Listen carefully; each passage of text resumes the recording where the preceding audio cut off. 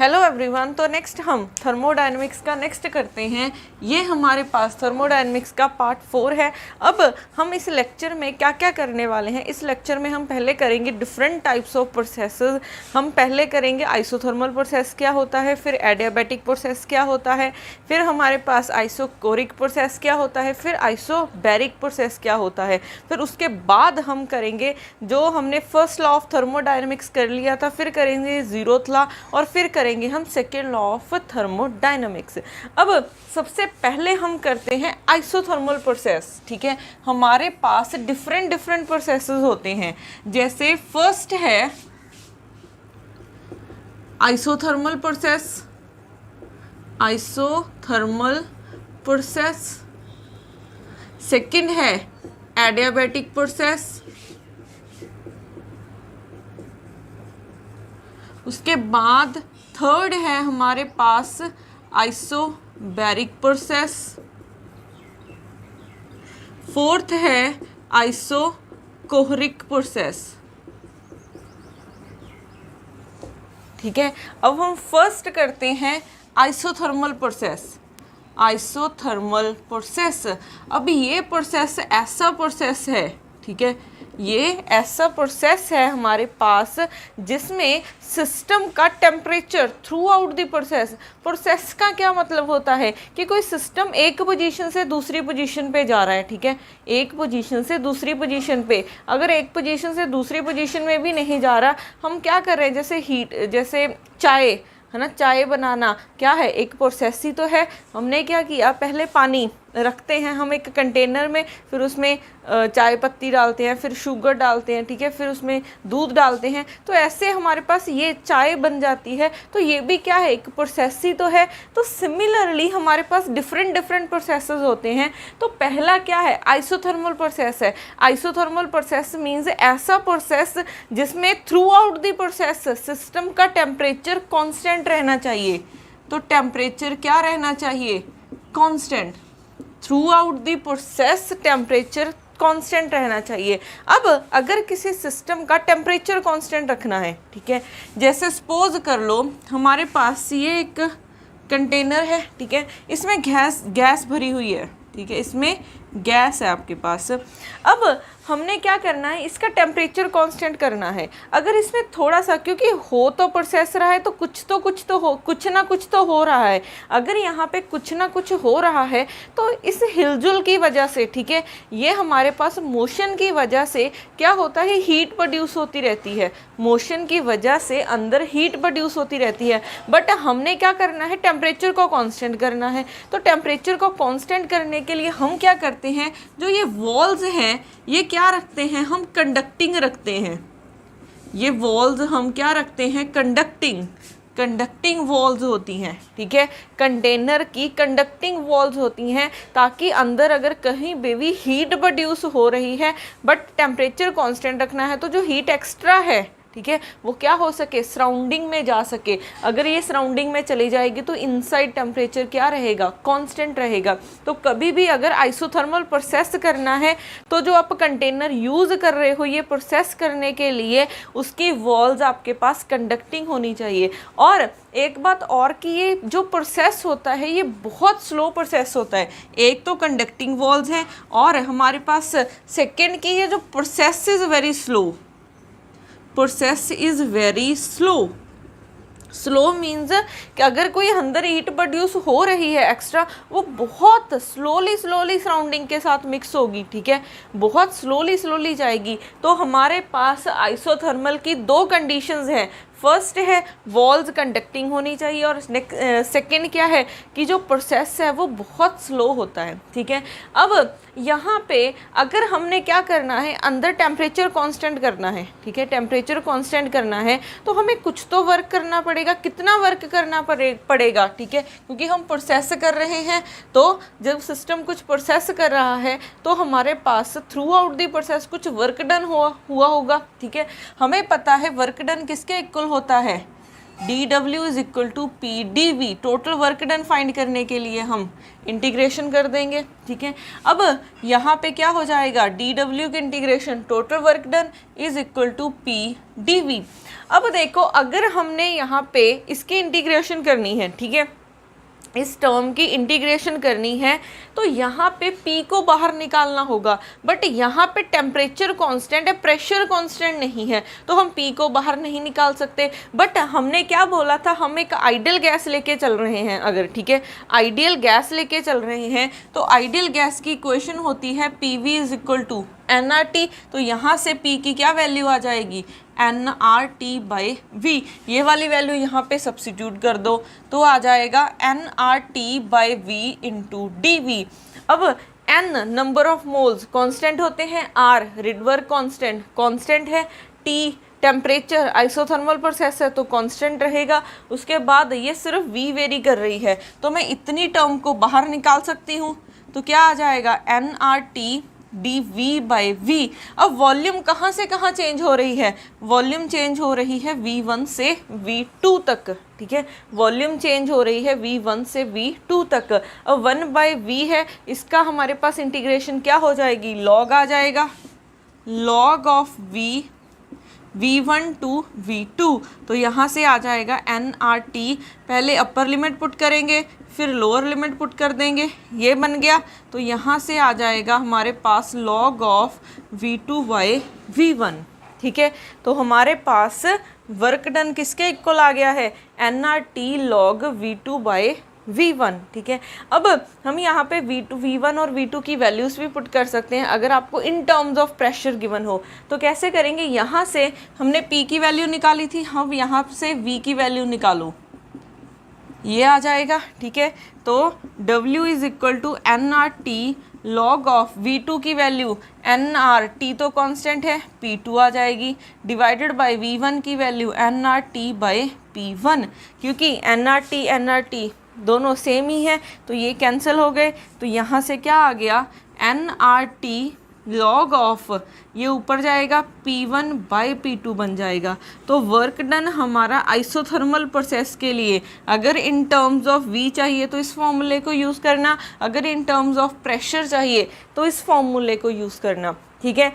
तो हमने isothermal process के लिए वर्क डन निकाल लिया है, ठीक है। अब उसके बाद नेक्स्ट हम क्या करते हैं, अच्छा अगर हम आइसोथर्मल प्रोसेस में देखें, ठीक है, हमारा टेम्परेचर कांस्टेंट है, टेम्परेचर कांस्टेंट मींस अगर आप dt करोगे, डेरिवेटिव करोगे टेम्परेचर का तो क्या आ जाएगा, 0। अब हमें पता है, हम स्पेसिफिक हीट निकाल चुके हैं, ये किसके इक्वल होती है, du/dt के। तो यहाँ से du की वैल्यू क्या आ जाएगी, CV इंटू dt, ठीक है। हम निकाल चुके हैं specific heat at constant volume पे, ये किसके इक्वल होती है, du/dt के, ठीक है। अब यहाँ से du की वैल्यू मल्टीप्लाई कर दो। अब अगर आइसोथर्मल प्रोसेस है, ठीक है, अगर आइसोथर्मल प्रोसेस है तो dt की वैल्यू क्या हो जाएगी, 0, ठीक है।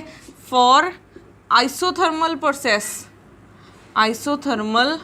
प्रोसेस यहाँ पे dt की वैल्यू क्या हो गई, 0, तो du की क्या वैल्यू आ जाएगी, 0। तो यहाँ से du 0 मीन्स इंटीग्रेशन करोगे तो u क्या आ जाएगा, कांस्टेंट, ठीक है। इसकी इंटीग्रेशन करोगे u, एक कांस्टेंट की इंटीग्रेशन करोगे, ठीक है, मीन्स 0, इसकी इंटीग्रेशन करोगे तो कांस्टेंट आ जाएगा। तो आइसोथर्मल प्रोसेस जब भी होता है तो हमारे पास टेम्परेचर तो कांस्टेंट होता ही होता है, बट यहाँ पे इंटरनल एनर्जी भी कांस्टेंट हो जाती है। U क्या है हमारे पास, इंटरनल एनर्जी। तो टेम्परेचर कांस्टेंट होने के साथ साथ यहाँ पे हमारे पास इंटरनल एनर्जी भी क्या आ गई है, कांस्टेंट आ गई है, ठीक है। तो ये बहुत इंपॉर्टेंट रिजल्ट है, ठीक है, तो इसका ध्यान रखना है। तो आइसोथर्मल प्रोसेस में हमने इतना ही करना था कि आइसोथर्मल प्रोसेस होता क्या है, टेम्परेचर कांस्टेंट होता है और उसकी कंडीशंस क्या होती हैं, वॉल्स अगर कंडक्टिंग होंगी कंटेनर की तभी आइसोथर्मल प्रोसेस हो सकता है, और जो प्रोसेस होगा वो बहुत स्लो होगा, ठीक है, स्लोली हीट सराउंडिंग के साथ एक्सचेंज होगी। उसके बाद हमने वर्क डन निकाला, फिर यहाँ से हमने स्पेसिफिक हीट के फॉर्मूले को यूज़ करके निकाला है कि इंटरनल एनर्जी भी हमारे पास कांस्टेंट होती है ड्यूरिंग आइसोथर्मल प्रोसेस। अब हम नेक्स्ट करते हैं एडियाबैटिक प्रोसेस में क्या होगा। एडियाबैटिक प्रोसेस में क्या होगा,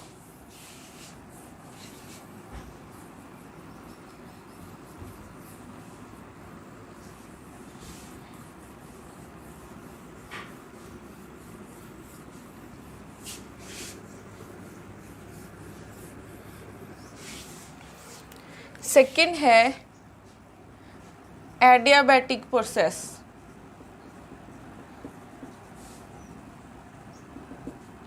अब एडियाबैटिक प्रोसेस में हमारे पास क्या होगा, जो हीट है, ठीक है, सिस्टम के अंदर जो हीट है वो कांस्टेंट रहेगी। Q कांस्टेंट मीन्स अगर आप डेरिवेटिव करोगे तो कितना आ जाएगा, 0, तो चेंज इन Q हमारा 0 हो जाएगा। तो एडियाबैटिक प्रोसेस ऐसा प्रोसेस होता है जिसमें थ्रू आउट दी, अगर आप प्रोसेस देखोगे सिस्टम के अंदर जो हीट है वो क्या रहेगी, कांस्टेंट रहेगी, ठीक है, Q हमारी कांस्टेंट रहनी चाहिए। अब अगर Q कांस्टेंट है, Q कांस्टेंट कब रह सकती है, अब हमने ये देखना है। अगर हम क्या करें कि कंटेनर लिया, उसमें गैस भरी हुई है, ठीक है, इस कंटेनर में क्या है, गैस है, आइडियल गैस है। अब यहाँ पे हमने क्या बोला है, Q कांस्टेंट है, मीन्स कोई भी इस सराउंडिंग के साथ, ठीक है, ये हमारा सिस्टम है और ये क्या है, सराउंडिंग है। तो अगर Q कांस्टेंट करनी है, ठीक है, सिस्टम के इनसाइड जितनी भी हीट है अगर आपने कांस्टेंट करना है तो आप क्या करोगे, इनकी जो हीट है वो सराउंडिंग के साथ चेंज नहीं होनी चाहिए, ठीक है, जो आपकी हीट है वो सराउंडिंग के साथ चेंज नहीं होनी चाहिए। तो वॉल्स कैसी होनी चाहिए, वॉल्स इंसुलेटिंग होनी चाहिए, मीन्स नॉन कंडक्टिंग होनी चाहिए। तो इसकी पहली कंडीशन तो यही है, वॉल्स आर नॉन कंडक्टिंग, और नॉन कंडक्टिंग वॉल्स को हम क्या बोल सकते हैं, इंसुलेटिंग वॉल्स, ठीक है। जो हमने कंडक्टिंग वॉल्स बोला था उसको हम डायाथर्मिक वॉल्स भी बोलते हैं, इसका ध्यान रखना। कंडक्टिंग वॉल्स को हम डायाथर्मिक वॉल्स भी बोलते हैं, ठीक है। ये किस में था, आइसोथर्मल प्रोसेस में था।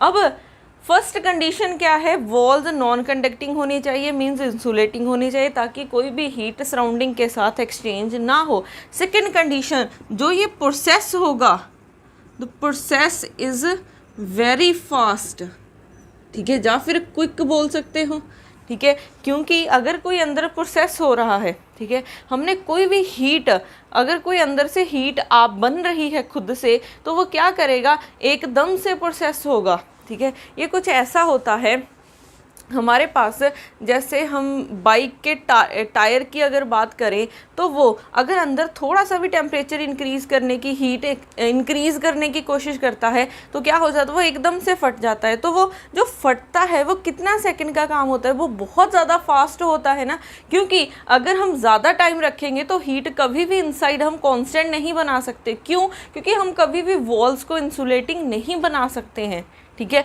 हम किसी की वॉल्स को प्रॉपर इंसुलेटिंग नहीं बना सकते हैं। तभी यहाँ पे बोला है कि अगर आपने एडियाबैटिक प्रोसेस करना है, अगर अंदर हीट को कांस्टेंट करना है, तो क्योंकि ये प्रोसेस सिर्फ थोड़े टाइम तक ही होता है, ये बहुत क्विक होता है प्रोसेस, अगर ज़्यादा टाइम तक करोगे तो वो हीट अंदर बनती रहेगी। अगर हीट बनेगी तो आपके पास जो डेल्टा Q है वो क्या रहेगा, कांस्टेंट नहीं रहेगा। तो उस प्रोसेस को हम एडियाबैटिक प्रोसेस नहीं बोल सकते। तो ये एडियाबैटिक प्रोसेस बहुत फास्ट होते हैं, ठीक है, ये बहुत फास्ट होते हैं। अब हमने कंडीशन देख ली एडियाबैटिक की, क्या क्या होती हैं, वॉल्स नॉन कंडक्टिंग होनी चाहिए और क्विक प्रोसेस होता है। उसके बाद अब हमने क्या निकाला है, वर्क डन निकालना है। तो वर्क डन किसके इक्वल होता है, P dV। अब फिर से वही प्रॉब्लम, यहाँ पे प्रेशर कांस्टेंट नहीं है इसलिए मैं इसको बाहर नहीं निकाल सकती क्योंकि यहाँ पे तो हीट कांस्टेंट है। अब अगर हम आइडियल गैस इक्वेशन यूज़ करें, आइडियल गैस इक्वेशन क्या होती है, PV is equal to nRT, तो यहाँ से P की वैल्यू निकालो nRT/V। अगर आप ये वाली वैल्यू यहाँ पे पुट करोगे, ठीक है, पहले वाले केस में तो टेम्परेचर कांस्टेंट था, ठीक है, तो सारी की सारी इक्वेशन एक वेरिएबल में आ गई थी, बट यहाँ पे टेम्परेचर कांस्टेंट नहीं है। अगर टेम्परेचर कांस्टेंट नहीं है तो मैं इस इक्वेशन को यूज़ नहीं कर सकती हूँ। यहाँ पे मैं आइडियल गैस इक्वेशन को यहाँ पे यूज़ नहीं कर सकती हूँ वर्क डन निकालने के लिए। तो हम क्या यूज़ करेंगे, यहाँ पे एक एडियाबैटिक की इक्वेशन ऑफ स्टेट्स बनी हुई हैं, वो इक्वेशंस क्या हैं वो आपको लर्न होनी चाहिए, वो बहुत इंपॉर्टेंट है। फर्स्ट इक्वेशन है PV gamma is equal to constant, ठीक है, इसको हम क्या बोलते हैं, एडियाबैटिक इक्वेशंस। ये बहुत यूज़ हो जाती हैं, ठीक है, ये क्या है, एडियाबैटिक इक्वेशंस। सिर्फ आपने एक इक्वेशन याद रखनी है, PV gamma is equal to constant. Gamma क्या है, गामा है हमारे पास दोनों की रेशो है, ये हम कर चुके हैं। CP और CV की रेशो क्या है, गामा है। अब यहाँ पे देखो, अगर हमें क्या चाहिए, ये इन टर्म्स ऑफ जैसे P और T की टर्म्स में चाहिए तो V की वैल्यू पुट कर दो, यहाँ से V की वैल्यू निकालो, यहाँ पे V यहाँ पे P हो जाएगा, वैल्यू सब्स्टिट्यूट करो, यहाँ पे P V की वैल्यू पुट कर रहे हैं, nRT/P raise to power gamma is equal to constant.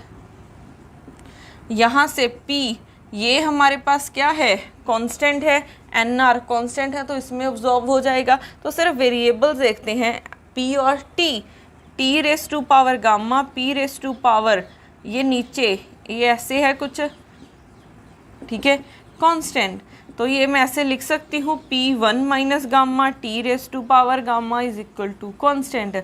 अब क्या कर सकते हो आप, यहाँ पे 1 माइनस गामा से अगर बोथ साइड डिवाइड कर दो, 1 माइनस गामा से बोथ साइड डिवाइड कर दो तो क्या बन जाएगा, ये तो कैंसिल हो जाएगा, gamma by 1 minus gamma is equal to constant, ठीक है, ये बन जाएगा आपके पास सेकेंड एडियाबैटिक इक्वेशन। तो सिर्फ आपने क्या याद रखना है, PV gamma is equal to constant, और सिर्फ आपने अगर V की वैल्यू पुट कर दी तो ये आ जाएगा। अगर आपने P की वैल्यू पुट कर दी, यहाँ से P की वैल्यू क्या हो जाएगी, ये आ जाएगी, P की वैल्यू पुट करो तो क्या बन जाएगा, nRT/V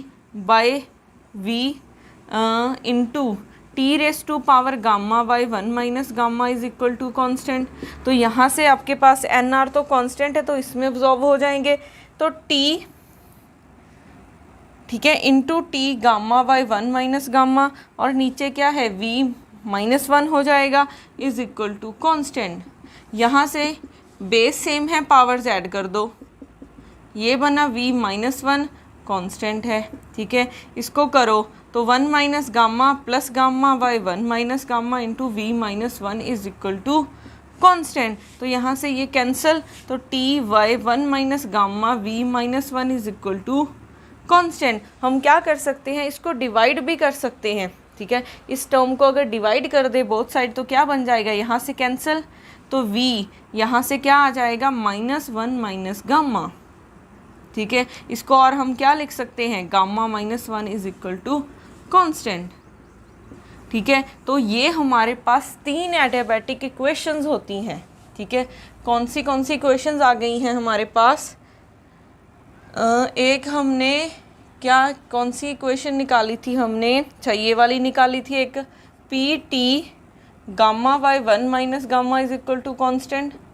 सेकेंड है, थर्ड क्या आई है, TV gamma -1 is equal to constant. तो हमारे पास ये 3 एडियाबैटिक की इक्वेशंस आ गई हैं। तो आपने सिर्फ लर्न किसको करना है, फर्स्ट वाली इक्वेशन को करना है, ठीक है।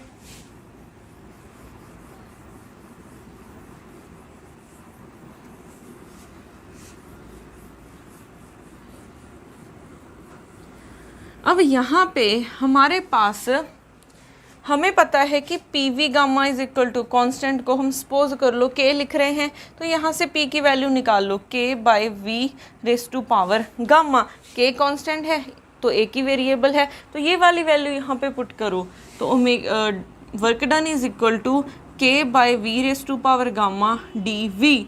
अब यहाँ पे लिमिट्स v1 टू v2 लेते हैं, k कांस्टेंट है तो वो आउटसाइड आ जाएगा, k यहाँ पे आ जाएगा v1 to v2 v minus gamma dv, ये बन गया। अब यहाँ से क्या आ जाएगा, k इसके इंटीग्रेशन करो, minus gamma plus 1 minus gamma plus 1 v1 to v2, तो यहाँ से क्या बना k, ठीक है, ये 1 माइनस गामा आउटसाइड आ जाएगा क्योंकि कांस्टेंट है, तो यहाँ से v2 1 minus gamma minus v1 1 minus gamma, ये बन गया। अब देखो यहाँ पे, ठीक है, यहाँ पे हमारे पास मैं लिख सकती हूँ ऐसे, ठीक है, k is equal to p2 v2 gamma, क्योंकि ये क्या है, चाहे p1 v1 लिख लो चाहे p2 v2 लिख लो, ये टर्म ऑलवेज क्या रहनी है, कांस्टेंट रहनी है। तो हम क्या करेंगे, अंदर पहले मल्टीप्लाई करो k के साथ, 1 by 1 minus gamma k v2 1 minus gamma minus k v1 1 minus gamma. अब यहाँ पे k की वैल्यू अगर v2 है तो v2 वाली टर्म पुट कर दो, ठीक है, 1 बाय 1 माइनस गामा k की वैल्यू क्या हो जाएगी, p2 v2 गामा, ठीक है, k की वैल्यू ये वाली पुट कर दी, फिर v2 1 माइनस गामा, फिर यहाँ पे v1 है तो v1 वाली वैल्यू पुट करो, p1 v1 1 minus gamma, sorry यहाँ पे गामा है 1 माइनस गामा, ये बन गया। अब यहाँ से इसको सॉल्व करो, बेस सेम है, पावर्स ऐड कर दो, तो gamma plus 1 minus gamma, gamma के साथ गामा कैंसिल, सिमिलरली इसमें भी बेस सेम है, पावर ऐड कर दो, gamma plus 1 minus gamma, gamma के साथ गामा कैंसिल हो जाएगा, तो यहाँ पे अब क्या बचेगा, omega is equal to 1 by 1 minus gamma p2 v2, ठीक है, ये बना है ऐसे, ठीक है, minus p1 v1 gamma plus 1 minus gamma, ये कैंसिल होगी टर्म, तो यहाँ से क्या बना 1 by 1 minus gamma p2 v2 minus p1 v1, ठीक है, तो ये हो जाएगा work done for adiabatic process. अब अगर आपने p1 v1 में नहीं लिखना, इसको अगर in terms of t given है तो कैसे करोगे, pv is equal to nRt है, वैल्यू सब्सिट्यूट करो, 1 बाय 1 माइनस गामा, यहाँ पे क्या हो जाएगा nRt2, क्योंकि nR तो कांस्टेंट है, अगर यहाँ पे 2 है तो 2 हो जाएगा, अगर 1 है तो 1 हो जाएगा, तो ये क्या बन गया nR 1 minus gamma T2 minus T1, तो ये वर्क डन हो जाएगा फॉर एडियाबैटिक प्रोसेस। तो ये आप दो रिलेशन यूज़ कर सकते हो, ठीक है। तो ऐसे हमने फाइंड किया है work done for adiabatic process. अगर आपको ये लर्न रहता है तो बहुत बढ़िया है, अगर नहीं लर्न रहता तो कुछ सेकंड का काम है, सिर्फ आपको ये पता होना चाहिए P V is equal to gamma, P V gamma is equal to constant है, यहाँ से वैल्यू पुट करो तो ये रिजल्ट आ जाएंगे, ठीक है। तो एडियाबैटिक प्रोसेस में क्यू कांस्टेंट है, ये हम कैसे बना सकते हैं, वॉल्स को नॉन कंडक्टिंग और प्रोसेस हमारा बहुत फास्ट होगा, और उसके बाद हमारे पास ये आ गया है वर्क डन। अब उसके बाद हमारे पास हम बोल रहे हैं कि एडियाबैटिक प्रोसेस के लिए D Q means change in heat क्या है, ज़ीरो है। अब हमने एक एक्सप्रेशन किया था इंट्रोपी का, चेंज इन इंट्रोपी किसके इक्वल था, डी क्यू बाई टी के, change in entropy is equal to D Q by T. यहाँ से डी क्यू ज़ीरो है तो ये ज़ीरो हो गया, मीन्स डी एस क्या हो जाएगा ज़ीरो, तो यहाँ से एस क्या हो जाएगा कांस्टेंट, ठीक है। तो एडियाबैटिक प्रोसेस के लिए हमारे पास इंट्रोपी क्या होती है, कांस्टेंट होती है। क्योंकि इंट्रोपी कैसे बनेगी, क्योंकि अगर मैं इसकी इंट्रोपी देखनी है तो अगर मैं इसको हीट दूंगी तभी तो इंट्रोपी आएगी, डिसऑर्डर आएगा। अगर मैं हीट ही प्रोवाइड नहीं करी तो इंट्रोपी कहाँ से आएगी। तो हमारे पास अगर एडियाबैटिक प्रोसेस है तो हम कोई हीट ही प्रोवाइड नहीं कर रहे एक्सटर्नली, तो इंट्रोपी क्या रहेगी, कांस्टेंट रहेगी, मीन्स चेंज इन इंट्रोपी क्या हो जाएगा, ज़ीरो हो जाएगा, ठीक है। तो ये भी जैसे आइसोथर्मल प्रोसेस के लिए इंटरनल एनर्जी कांस्टेंट होती है, तो एडियाबैटिक प्रोसेस के लिए हमारे पास इंट्रोपी कांस्टेंट है। अब उसके बाद यहाँ पे अगर हम फर्स्ट लॉ ऑफ थर्मोडायनामिक्स की बात करें,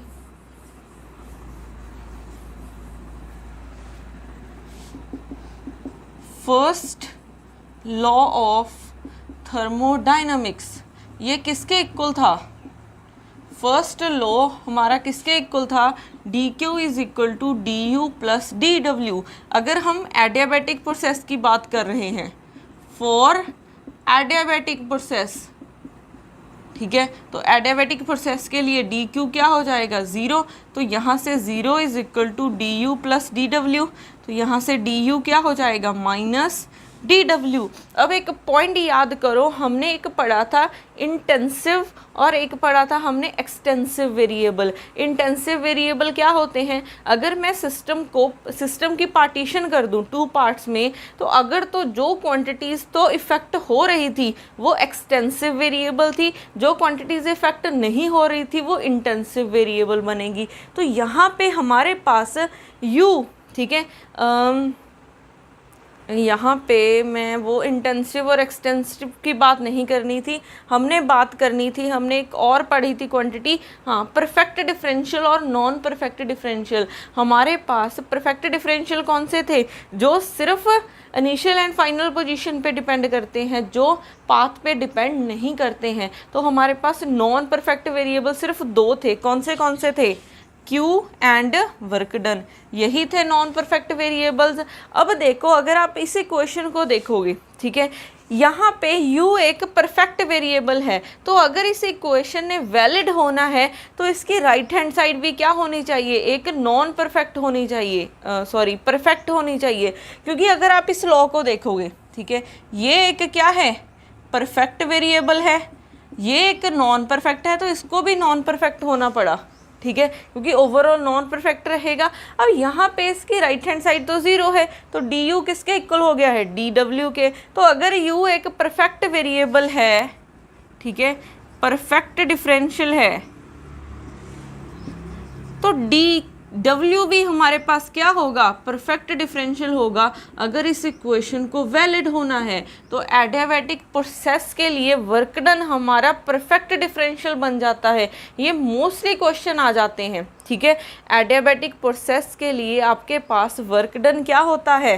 एक परफेक्ट डिफरेंशियल होता है, एक हमारे पास स्टेट वेरिएबल बोल सकते हो, ठीक है, पाथ इंडिपेंडेंट वेरिएबल्स बोल सकते हो। तो ज़रूरी नहीं है कि हमारा वर्क डन नॉन परफेक्ट हो, ठीक है, ये परफेक्ट बन सकता है, सिर्फ एक ही कंडीशन में बन सकता है, जब हमारे पास जो चेंज इन हीट है वो क्या रहेगी? 0 रहेगी, ठीक है। तो इसका ध्यान रखना है। इस पे तो क्वेश्चंस आए भी हुए हैं अगर आप लास्ट ईयर का उठा के देखोगे, ठीक है। तो ये था हमारे पास एडियाबैटिक प्रोसेस। अब अगर हम यहाँ पे देखें, ग्राफ बनाते हैं, हमने एक आइडियल गैस इक्वेशन लिखी है, PV is equal to nRT, ठीक है, यही लिखा है। अब अगर हम आइसोथर्मल प्रोसेस की बात करें, आइसोथर्मल प्रोसेस में हमारे पास क्या होगा? टेम्परेचर कांस्टेंट है, तो n तो पहले से कांस्टेंट होता है, R भी कांस्टेंट है, तो ये क्या हो जाएगा? कांस्टेंट। तो यहाँ से P is inversely proportional to volume. तो यहाँ पे एक ग्राफ बन सकता है,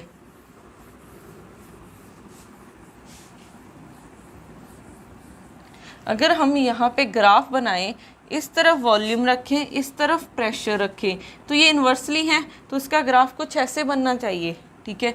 इसका ग्राफ कुछ ऐसे बनेगा, ठीक है। ये किसके लिए है? आइसोथर्मल प्रोसेस के लिए है। अब अगर हम एडियाबैटिक प्रोसेस के लिए बनाएं, ठीक है, एडियाबैटिक प्रोसेस में भी हमारे पास सेम चीज़ होती है, बट इसकी स्लोप कम होती है। हमने क्या बोला है? आइसोथर्मल प्रोसेस स्लो प्रोसेस है, तो धीरे धीरे वॉल्यूम अगर इंक्रीज हो रहा है तो धीरे धीरे प्रेशर कम होगा, तो ये जो इसकी स्लोप है वो कम आएगी। बट एडियाबैटिक प्रोसेस क्विक होते हैं, तो ये कुछ ऐसे बनेगा, ठीक है। इन दोनों की स्लोप देख लो, ये एडियाबैटिक प्रोसेस के लिए है, एडियाबैटिक प्रोसेस के लिए है, ठीक है। तो एडियाबैटिक प्रोसेस में हमारे पास क्या होगा, ये प्रोसेस क्विक है तो इसकी स्लोप ज़्यादा होती है एज़ कम्पेयर टू दिस, ठीक है। तो इसका याद रखना कि एडियाबैटिक प्रोसेस की हमारे पास स्लोप ज़्यादा होती है as compare to isothermal process. क्यों होती है, क्योंकि ये क्विक होता है। आपने जैसे ही वॉल्यूम इंक्रीज़ किया वैसे ही प्रेशर आपका एकदम से ज़्यादा हो गया, ठीक है। एकदम से आपके पास ज़्यादा हो जाएगा प्रेशर, नहीं कम हो जाएगा, क्योंकि इन्वर्सली प्रोपोर्शनल है। जैसे ही आपने वॉल्यूम एकदम से इंक्रीज़ किया तो एकदम से आपके पास प्रेशर कम हो जाएगा। ये एकदम होने वाला प्रोसेस है, इसका ध्यान रखना, ठीक है।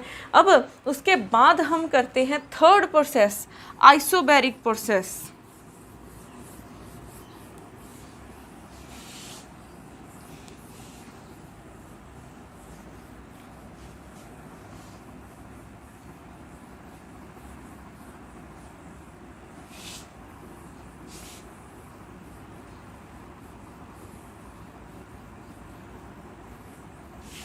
इसके बाद थर्ड प्रोसेस है आइसोबैरिक प्रोसेस।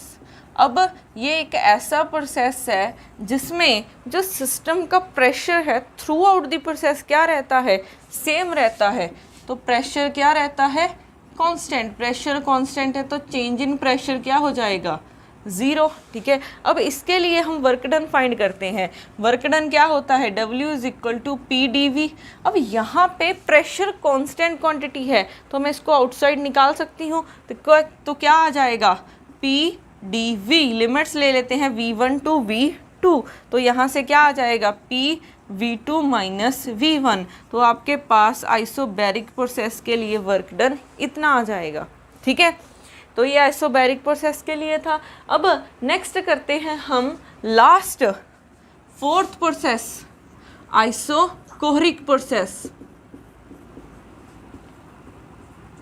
आइसोकोहरिक प्रोसेस हमारे पास क्या होगा, isochoric process means throughout the process system का वॉल्यूम चेंज नहीं हो रहा है। मीन्स वॉल्यूम क्या है, कांस्टेंट है। Volume constant means change in volume क्या हो जाएगा, ज़ीरो हो जाएगा। अब इसके लिए देखो वर्क डन क्या होता है, पी डी वी। अब यहाँ पे तो डी वी ज़ीरो है तो वर्क डन भी क्या हो जाएगा, ज़ीरो हो जाएगा, ठीक है। तो आइसोकोरिक प्रोसेस के लिए वर्क डन क्या रहेगा, ज़ीरो रहेगा। तो अगर वॉल्यूम चेंज नहीं हो रहा है तो हमारे पास कोई भी वर्क डन नहीं होगा, ठीक है। वॉल्यूम चेंज किए बिना हम कभी भी वर्क डन नहीं कर सकते हैं।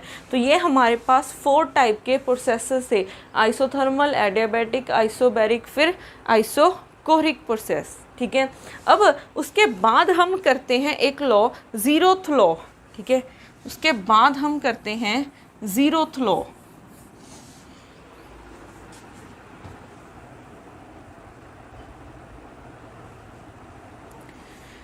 उसके बाद हम बात कर रहे थे ज़ीरोथ लॉ ऑफ थर्मोडायनामिक्स की, ज़ीरोथ लॉ ऑफ थर्मोडायनामिक्स, ठीक है। हमने फर्स्ट लॉ किया था। अब ये ज़ीरोथ लॉ क्या है, ज़ीरोथ लॉ हमारे पास है, अगर सपोज कर लो, ठीक है, सपोज कर लो ये सिस्टम है ए एंड बी, ठीक है। ए एंड बी एक दूसरे के साथ थर्मल इक्विलिब्रियम में है, ठीक है। ए एंड बी दोनों क्या है, एक दूसरे के साथ थर्मल इक्विलिब्रियम में है, थर्मल इक्विलिब्रियम में है, ठीक है। अब और हमारे पास बी इक्विलिब्रियम में है सी के साथ, ठीक है। ऐसे है बी इक्विलिब्रियम, ये इसके साथ इक्विलिब्रियम में है, ये इसके साथ इक्विलिब्रियम में है, ठीक है। ए बी के साथ है, बी सी के साथ इक्विलिब्रियम में है, तो ए सी के साथ भी होगा ही होगा, ठीक है। ए सी के साथ भी थर्मल इक्विलिब्रियम में होगा ही होगा, ठीक है। थर्मल इक्विलिब्रियम मींस जहाँ पे टेम्परेचर कांस्टेंट हो जाता है इक्विलिब्रियम पे, ठीक है। तो ये हमारा ज़ीरोथ लॉ है कि अगर ए और बी थर्मल इक्विलिब्रियम में है, बी और सी होंगे, फिर ए और सी भी होने ही चाहिए, और ये होते भी हैं, ठीक है। तो इसका ध्यान रखना। अब उसके बाद हम करते हैं इसके रिलेटेड कुछ न्यूमेरिकल्स।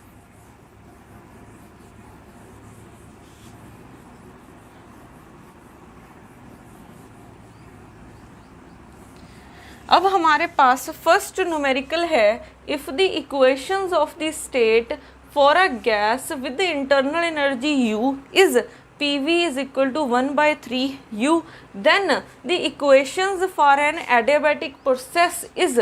अब देखो हमें क्या गिवन है कि क्वेश्चन गिवन है PV is equal to 1/3 U, ठीक है, यही गिवन है। अब उन्होंने क्या पूछा है कि equation for an adiabatic process, adiabatic process के लिए ये आपको इक्वेशन कुछ ऐसे दिख रही हैं, PV रेस टू पावर कुछ है, PV सब में PV रेस टू पावर कुछ है। हमने एडियाबैटिक इक्वेशन कौन सी पढ़ी है, PV gamma is equal to constant, तो आपको यहाँ पे गामा की वैल्यू पता होनी चाहिए, ठीक है, गामा की वैल्यू निकालनी है तो हम ये इक्वेशन भी ड्राइव कर सकते हैं। वो इक्वेशन हम कैसे बनाएंगे, हमें पता है, हम फर्स्ट लॉ ऑफ थर्मोडायनामिक्स को यूज़ करेंगे। फर्स्ट लॉ क्या था, dq is equal to du plus dw, ठीक है, यहाँ पे dq को TdS लिख सकते हैं, ठीक है, यहाँ पे हम इसको लिखने की ज़रूरत है। अच्छा, हम बात ही एडियाबैटिक इक्वेशन की कर रहे हैं, पहली बात हम एडियाबैटिक प्रोसेस की कर रहे हैं। एडियाबैटिक प्रोसेस में dq क्या होता है, 0, du प्लस dw, dw को हम क्या लिखते हैं, pdv।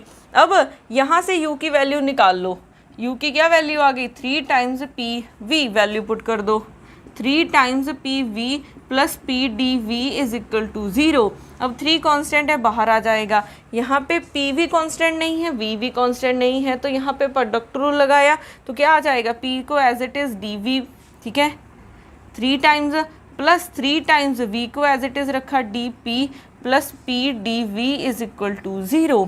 यहाँ से ये दोनों कॉमन है तो 4 times pdv plus 3vdp is equal to 0।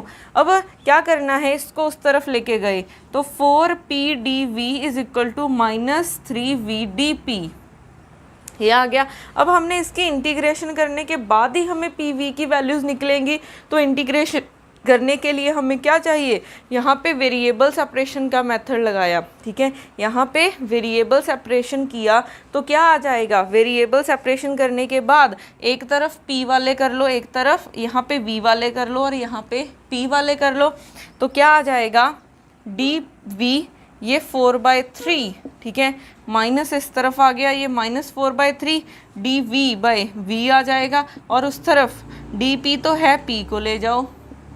अब एक पॉइंट याद रखना, अगर आपको कभी भी, ठीक है, कभी भी ऐसा क्वेश्चन आता है PV रेस टू पावर कुछ निकालना है, तो याद रखना V के साथ ये सारे कांस्टेंट रखना, क्योंकि उसकी पावर बननी है, P में कुछ भी नहीं है, ठीक है, तो जितने भी यहाँ पे कांस्टेंट आ रहे हैं वो इसके साथ रखना। अब इंटीग्रेशन कर दो, इंटीग्रेशन करी तो क्या आ जाएगा, 1/v का log of v is equal to log of p आ जाएगा, ठीक है, प्लस यहाँ पे कांस्टेंट को हम क्या मान लेते हैं, सपोज कर लो कांस्टेंट को log ऑफ c मान लेते हैं।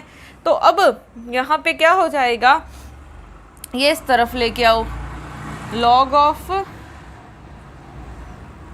हमने क्या किया है, इस तरफ लेके जाना है, तो यहाँ पे 0 log of p plus 4/3 log of v, ठीक है, इसको दूसरी तरफ इसको यहीं पे रखते हैं, log ऑफ c। अब अगर हमने इन दोनों को इकट्ठा करना है तो क्या कर सकते हैं, ठीक है, वैसे हम इसको कुछ ऐसे भी लिख सकते हैं, रुको, हम ना इसको कुछ ऐसे भी कर सकते हैं, यहाँ पे देखो, इसको पावर में लेके जाओ, माइनस 4/3, इसको हम लिख सकते हैं pc, ठीक है, log p plus log c को हम log pc लिख सकते हैं। अब यहाँ से log के साथ log कैंसिल, एंटी log लेके, तो minus 4/3 is equal to pc, इसको दूसरी तरफ लेके गए तो क्या हो जाएगा, 1 इज इक्वल टू pv 4/3, ये आ जाएगा 1/c, ये भी एक कांस्टेंट है, तो pv 4/3 is equal to constant आ जाएगा, ठीक है, तो किसके साथ मैच की है, ये इस इक्वेशन के साथ मैच कर गया है, ठीक है। तो अगर कहीं पे भी कुछ भी समझ ना हो तो फर्स्ट लॉ ऑफ थर्मोडायनेमिक्स को यूज़ करना और इजीली क्वेश्चन सॉल्व हो जाएगा, ठीक है। तो ये हमारा फर्स्ट क्वेश्चन था। अब हम करते हैं नेक्स्ट क्वेश्चन।